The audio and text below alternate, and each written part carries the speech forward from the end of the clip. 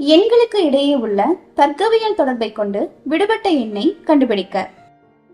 கொடுக்கப்பட்டிருக்க எண்களை பாருங்க.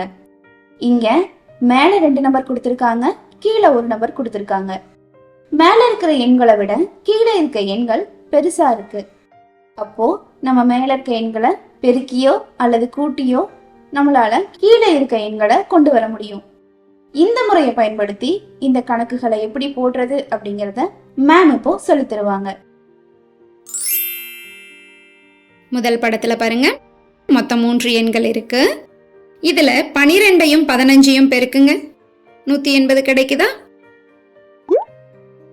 இதே அமைப்பு இரண்டாவது படத்துக்கும் பொருந்துமானு பார்க்கலாம்.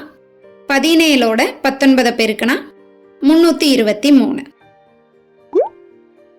அப்ப இதே அமைப்பை விடுபட்ட எண்ணுக்கும் பயன்படுத்தலாம். அப்ப 28ஓட 13 பெருக்குனா 364.